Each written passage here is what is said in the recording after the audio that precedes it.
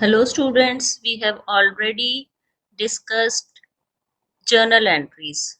We have already discussed format of a journal, rules for passing journal entries. We have learned how to pass basic journal entries. Today we will discuss some specific journal entries. Journal entries part 2 we are going to do today. First, let's revise format of a journal. Journal में कौन कौन से थे हमारे पास? Particulars, date, particulars of business transaction, किस date को हुई ट्रांजैक्शन और उसके पर्टिकुलर्स क्या थे, folio means ledger folio, debit side and credit side. In this we will write about the journal entry and also the narration for the journal entry. Let's revise rules once again. For personal accounts, debit the receiver, credit the giver. Real account के लिए debit what comes in and credit what goes out. Nominal account के लिए debit all expenses and losses and credit all incomes and gains. Related to capital, journal entries related to capital. Sumit invested rupees 1 lakh in business and also bought machinery worth rupees 50,000 for business. Sumit ने 1 lakh rupees business में invest किया और उसके पास कोई machinery थी जो business के लिए उसने इन्वेस्ट कर दी, बिजनेस के लिए वो ले आया. तो डेट डालेंगे सबसे पहले 2019.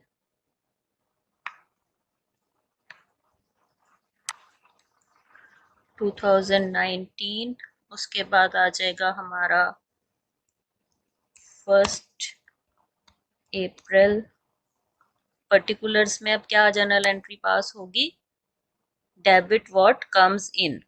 याद है ना, बिजनेस के पॉइंट ऑफ व्यू से देखना है. बिजनेस में क्या आ रहा है? Cash account, debit what comes in, debit हो जाएगा. और क्या आ रहा है? मशीनरी आ रही है, मशीनरी अकाउंट भी डेबिट कर देंगे. मशीनरी आ रही है बिजनेस में, डेबिटेड टू. क्या इन्वेस्ट कर रहा है वो? कैपिटल कर रहा है इन्वेस्ट. टू कैपिटल अकाउंट आ जाएगा. कैपिटल अकाउंट क्या है? एक पर्सनल अकाउंट माना जाता है क्योंकि ऑन बिहाफ ऑफ सुमित है, सुमित ने पे किया और वो कैपिटल है उसकी. तो सुमित के कैपिटल अकाउंट को हम क्या मानते हैं? एक टाइप का पर्सनल अकाउंट मानते हैं. डेबिट अमाउंट क्या हुई है? 1 लाख रुपीस की है उसने. और मशीनरी कितने की? 50,000 रुपीस की. रिमेंबर कि डेबिट और क्रेडिट इक्वल होना चाहिए. दोनों का टोटल कितना आ गया? 1,50,000 रुपीस. ये आ गई एंट्री. यहाँ पे नरेशन लिख देंगे. Invested cash and machinery in business. Clear? क्या एंट्री बनी? Cash account debited, machinery account debited to capital account. अब आगे journal entries related to drawings. Drawings means कि जो ओनर है वो अपने पर्सनल यूज के लिए अगर कोई अमाउंट या कोई गुड्स करता है विड्रॉ बिजनेस में से. ओनर और business they are different, separate entities हैं. हमने बिजनेस के पॉइंट ऑफ व्यू से देखना है. तो बिजनेस में से गगन ने विड्रॉ किए ₹5,000 फॉर हिज पर्सनल यूज. अगर वो बिजनेस के खर्चे के लिए करेगा फिर वो ड्राइंग्स नहीं होंगी. अगर वो पर्सनल यूज के लिए कर रहा है then we will consider it as drawings. We will put date 2019, 19th April. अब पर्टिकुलर्स क्या आ जाएंगे यहाँ पे? ड्राइंग्स, अकाउंट कैपिटल क्या होती है क्रेडिट, ड्राइंग्स क्या होंगी डेबिट। क्या किया उसने, कैश विड्रॉ किया to cash account, debit what comes in, credit what goes out. Cash चला गया बिजनेस में से, नरेशन आ जाएगी drawings by Gagan. Debit amount क्या आ जाएगी 5000 और क्रेडिट अमाउंट भी क्या आ जाएगी 5000।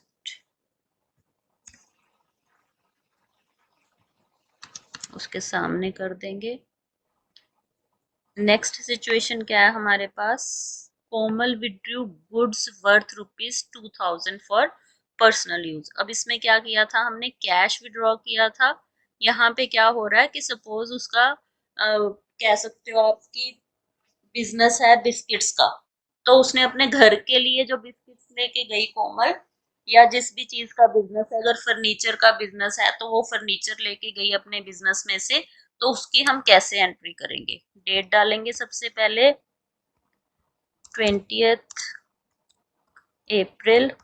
बिजनेस के पॉइंट ऑफ व्यू से देखेंगे, ड्राइंग्स क्या करेंगे हम डेबिट, कैपिटल हमेशा क्रेडिट होगी, ड्राइंग्स डेबिट होंगी,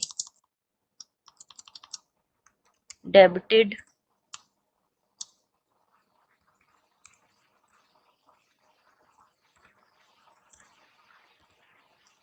टू परचेजेस अकाउंट। इसको हम क्या लिखेंगे परचेजेस अकाउंट, क्योंकि जो हमने परचेज किया होगा फर्नीचर से, अगर उसकी फर्नीचर शॉप है तो उसमें से लेस हो जाएंगी ना गुड्स, जितने का फर्नीचर है जितनी हमने परचेज की उतने में से लेस हो जाएंगी, तो ये परचेजेस अकाउंट को क्रेडिट कर देंगे। नरेशन में लिख देंगे गुड्स फॉर पर्सनल यूज। मैं शॉर्ट नरेशंस यूज कर रही हूँ, you may give them in detail. कितने की 2000 की। अब ये आपने यहाँ पे ध्यान रखना है कि जो गुड्स की कॉस्ट है वो लेनी है, क्योंकि बिजनेस तो कोमल का ही है ना, वो अपने बिजनेस में अपने आप को तो प्रॉफिट देगी नहीं। सपोज गुड्स ली 2000 की, कोई टेबल उसने जो था फर्नीचर शॉप में उसकी अपनी 2000 का आया और वो सेल करती है 2500 का, तो वो 2500 की एंट्री नहीं करेगी, 2000 की एंट्री करेगी जो उसकी कॉस्ट है। नेक्स्ट आ गया हमारे पास इनकम टैक्स पेड ₹12,000। अब ये जो इनकम टैक्स है ये क्या है, पर्सनल है, उसका पर्सनल खर्चा है, तो ये क्या हो जाएगी सॉर्ट ऑफ ड्राइंग्स। डेट डालेंगे 21 अप्रैल।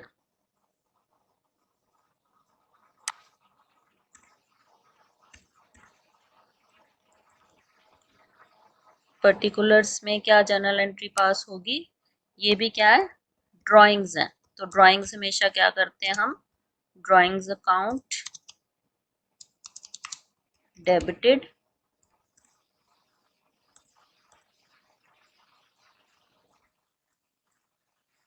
टू, क्या आ जाएगा बिजनेस में से क्या आ गया, कैश पेमेंट की है तो कैश अकाउंट। नरेशन क्या लिख देंगे, पेड इनकम टैक्स। कितने का पे किया हमने 12,000, both sides debit as well as credit.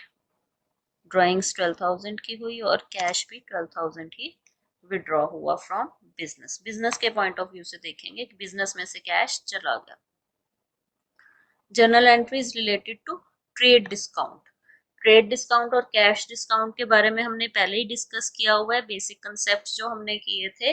तो ट्रेड डिस्काउंट क्या होता है, जब हम गुड्स को परचेज कर रहे हैं, कई बार क्या होता है कि जब हम गुड्स लेने जाते हैं, होलसेल पे भी हो सकता है, अदरवाइज भी हो सकता है कि जितनी हमने गुड्स ली ऑन द स्पॉट हमें ऑफर हो जाता है discount, that is called trade discount. तो sold goods to Raman of the list price of ₹10,000 at trade discount of 10%। Goods were sold to Raman on 22nd of April. First put on the date 22nd April. Particulars अब क्या आएंगे? Goods क्या हुई हैं? Cell हुई हैं। और क्या हुआ है? ट्रेड डिस्काउंट दिया है 10% का। अब यहाँ पे कहीं पे मेंशन नहीं है कैश और क्रेडिट, तो हम इसको ये मान के चलेंगे कि ये कैश पे हुई है। क्रेडिट पे होंगी तो हम क्या कर देंगे? रमन के अकाउंट को डेबिट कर देंगे। और अगर कैश रिसीव हुआ है तो हम कैश अकाउंट लिख देंगे। यहाँ पे अगर नहीं बताया हुआ तो we are assuming it as cash account. Goods sale हुई हैं और उसके बदले में हमें कैश मिला है। Debit what comes in to sales account. Goods जा रही हैं, क्रेडिट व्हाट गोज आउट। ये तो ठीक है, परचेजेस हमेशा डेबिट होंगी, सेल्स हमेशा क्रेडिट होंगी, यहाँ तक तो ठीक है। अब यहाँ पे हम क्या लिखेंगे? Sold goods to Raman at trade discount 10%। Clear है? अब यहाँ पे अमाउंट कौन सी आएगी? गुड्स कितने की थी? 10,000 की। रमन ने कितनी पेमेंट की? 10% लेस करके। 10% बना 10,000 का 1,000, तो कितना आ गया? 9,000। ट्रेड डिस्काउंट जो है वो कहीं पे भी एज सच बुक्स में शो नहीं होगा। ट्रेड डिस्काउंट कहीं भी शो नहीं होगा। Cash discount will be shown in the books of accounts. आगे डिस्कस करेंगे हम। जब भी ट्रेड डिस्काउंट लिखा है तो ट्रेड डिस्काउंट को लेस करके हमने वो अमाउंट लिखनी है। यहाँ पे 10,000 और फिर वो 1,000 वाला डिस्काउंट नहीं लिखेंगे। अब आ गया cash discount. Tilak owed 5,000 to Malik which was due on 23rd of June 2019. Tilak paid the amount before due date and received cash discount at 10%. अब यहाँ पे क्या हुआ? तिलक से हमने पैसे लेने थे। किसने लेने थे? मलिक ने लेने थे। कब लेने थे? ड्यू थे 23rd ऑफ जून को, बट उसने before due date 23rd of April को ही पेमेंट कर दी। और उस पेमेंट के लिए उसको क्या मिला?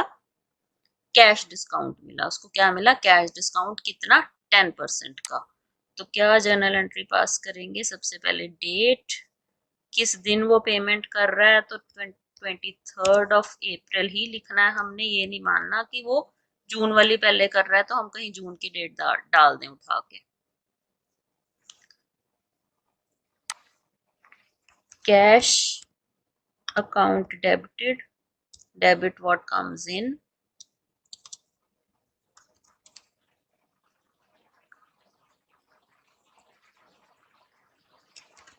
डिस्काउंट अकाउंट डेबिटेड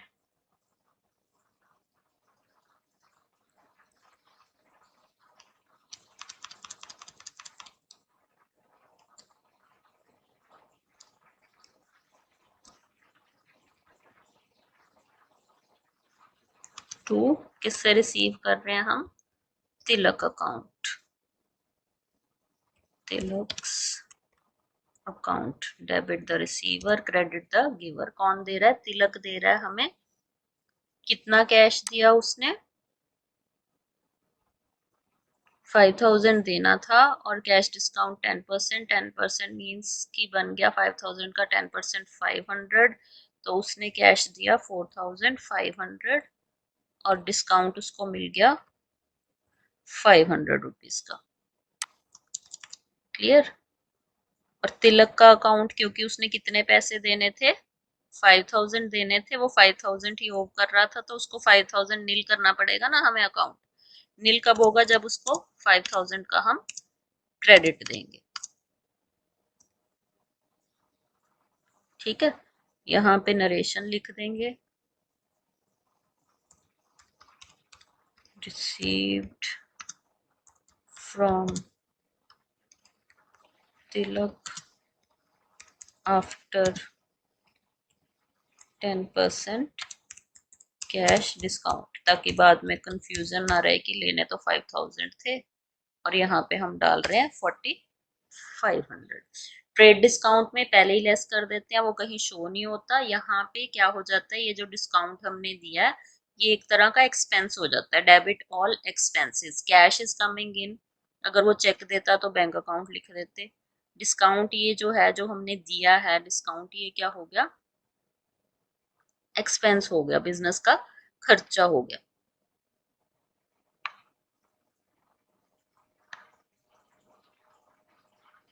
अब तिलक अपने अकाउंट में क्या लिखेगा, सेम डे को क्या एंट्री करेगा, 23rd ऑफ अप्रैल,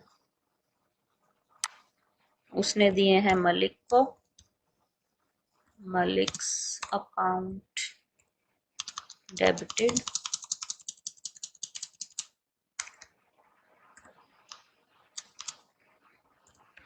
टू, एक तो उसने कैश दिया और उसकी क्या इनकम होगी, उसको क्या मिल गया, to discount account.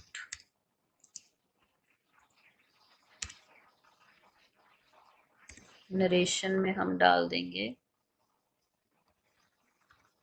Paid to Malik और उसका रेफरेंस डाल देंगे। ठीक है, तो वो 5000 रुपीज शो हो रहे थे, उसको 5000 नील करने के लिए 5000 से ही डेबिट दे देंगे। और कैश कितना पे किया, 4500 का, और डिस्काउंट हमें मिला 500 का। दोनों साइड्स हो गई इक्वल और सामने आ गया। ये दोनों की बुक्स में हो गया। कैश डिस्काउंट को हम कैसे शो करेंगे, रिलेटेड टू लोन्स। अगर कोई लोन दिया जा रहा है या कोई लोन लिया जा रहा है, रिगार्डिंग द बोरोइंग्स कह सकते हो, रिगार्डिंग द लोन्स कह सकते हो, business, how you will pass journal entries for this, how you will treat the loans. We will take both sides, two examples, one for borrowing, one for lending. First one is borrowed rupees 25,000 from Anshdeep. First put on the date 2019 25th of April। अब जब हमने बोरो किए, हमने लिए, तो हमारे पास क्या आएगा, cash, debit what comes in, cash आ रहा है तो हमने क्या कर दिया उसको डेबिट। किससे रिसीव हो रहा है, टू अंशदीप। इसमें हम क्या लिख देंगे, लोन फ्रॉम या बोरोड फ्रॉम अंशदीप। अब इसमें क्या डालेंगे, एट सपोज 5% पे हमने लोन लिया है, तो यहाँ पे हम लिखेंगे, मेंशन करेंगे कितने परसेंट पे उसको से हमने लोन लिया है, पर एनम है या कौन सा इंटरेस्ट है, वो यहाँ पे हम मेंशन कर देंगे। Loan from Anshdeep, debit the receiver, credit the giver. Anshdeep दे रहा है, अमाउंट कितनी आ जाएगी, both sides you will write 25,000 because cash is coming and Anshdeep has been our creditor from now onwards. Lent rupees 35,000 to Ishpreet. अब यहाँ पे हमने लोन दिया है इशप्रीत को। First put on the date 29th of April। अब यहाँ से कैश जा रहा है और रिसीव कौन कर रहा है, डेबिट द रिसीवर। तो Ishpreet account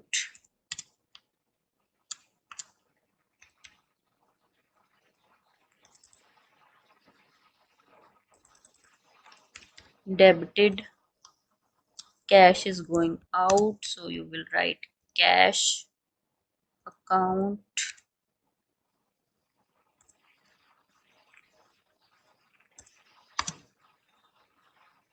narration. You may give loan to Ishpreet at the rate 3% per annum. कितना दिया है loan? 35,000, 35,000 both sides. Clear?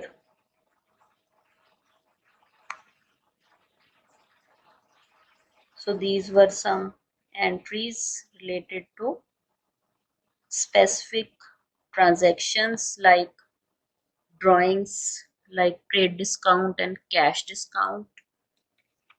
Go through it carefully and practice and more practice you have to do.